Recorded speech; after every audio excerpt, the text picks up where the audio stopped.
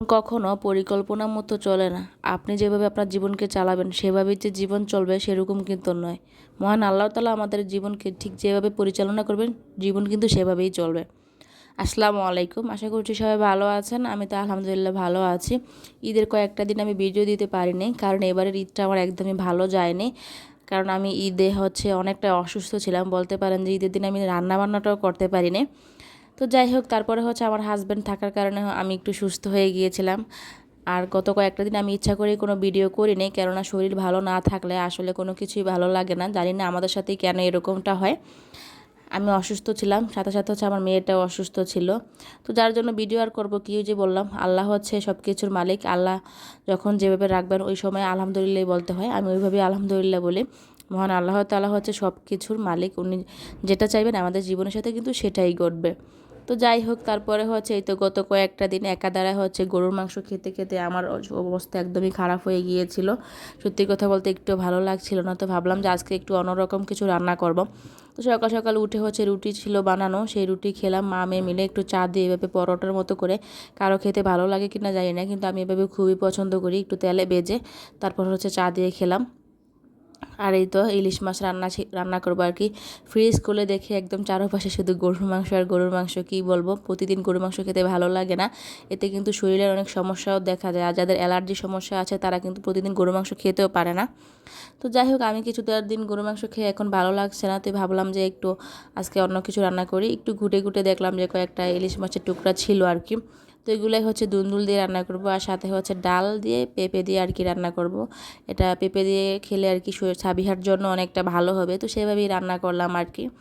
আসলে আমাদের জীবনে আমরা যখন যেটা চাই সেটাই যে হবে বা সেটাই যে ঘটবে সেরকমটা কিন্তু না। এই যে আমি এতটা দিন অসুস্থ ছিলাম, এতটা প্ল্যানিং করেছিলাম ঈদটা নিয়ে অনেকটা ভেবেছিলাম এটা করব সেটা করব, কিন্তু ঈদের 2টা দিন আগে আমি অসুস্থ হয়ে গিয়েছিলাম। প্রচুর জ্বর ছিল আমার।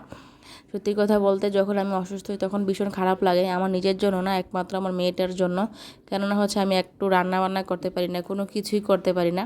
তখন আমার খুব খারাপ লাগে যে ওকে ওকে খাওয়াবে কে, ওকে রান্না করে খাওয়াবো কে, কী করবে কে, ওইটার জন্য আমার বেশি কষ্ট লাগে। আর এই কষ্টটা শুধু মায়েরাই বুঝবে, নিজের সন্তানকে না খাইতে পারলে তাদের কতটা কষ্ট লাগে। তো এই তো মেয়েটাকে খাওয়ায়ে তারপর কিছুক্ষণ রেস্ট নিলাম। রেস্ট নিয়ে একটু রেডি হয়ে গেলাম, সাবিয়াকে নিয়ে একটু বাইরে বের হব।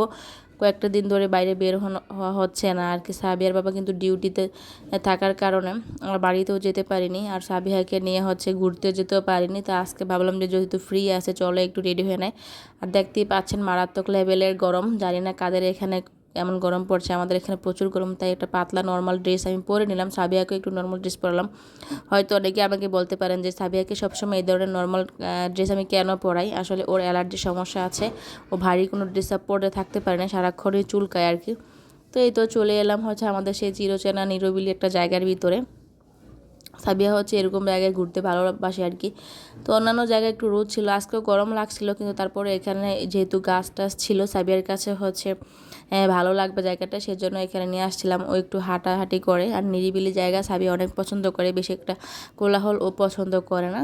তো এই তো আমার হাঁটার রিলসটা তো অবশ্যই অনেকে দেখেই ফেলেছেন। তো ভাই একটু ভাবলাম যে ভিডিওতে একটু দিয়ে দেই আর কি। তো একটু হাঁটলাম, মেয়েটাকে ঘুরালাম, সব কিছু দেখলাম।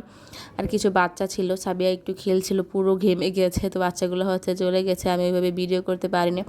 আসলে মাঝে মাঝে না আমি ভিডিও করতে ভুলে যাই, জানি না কবে যে সব কিছু মাথায় থাকবে। আসলে সব সময় যারা ভিডিও করেন, ভিডিও করতে করতে অভ্যস্ত, অনেক বড় বড় সেলিব্রিটি আপুরা ভাইয়ারা সবাই সব কিছু দিয়ে ভিডিও করেন, মনে থাকে আর কি, যেহেতু আপনাদের লোক থাকে বা কেউ থাকে পরিবারে। আমার কেউ হেল্প করে না, নিজে নিজে একটু একটু ভিডিও করি। মাঝে মাঝে হাজব্যান্ড একটু একটু হেল্প করে, তেমন বেশিও না। তো সেই জন্য আমার মনে থাকে না আর কি সবসময় ভিডিও করতে। অনেক কিছু আছে যেটা আমি ভিডিও করতে পারি না, ইচ্ছাও করে না, আর অনেক সময় মনে থাকে না, এইটুকুই আর কি। তো এখানে ঘোরাঘুরি শেষ করে একটু বাইরে খাবো আর কি। ভাবলাম যে পুরোপুরি সন্ধ্যাবেলা এখান থেকে যাব, তারপর কোনো একটা রেস্টুরেন্টে খেয়ে নিব। সেই জন্য আজকে আর রাতের রান্নাটা দেখালাম না।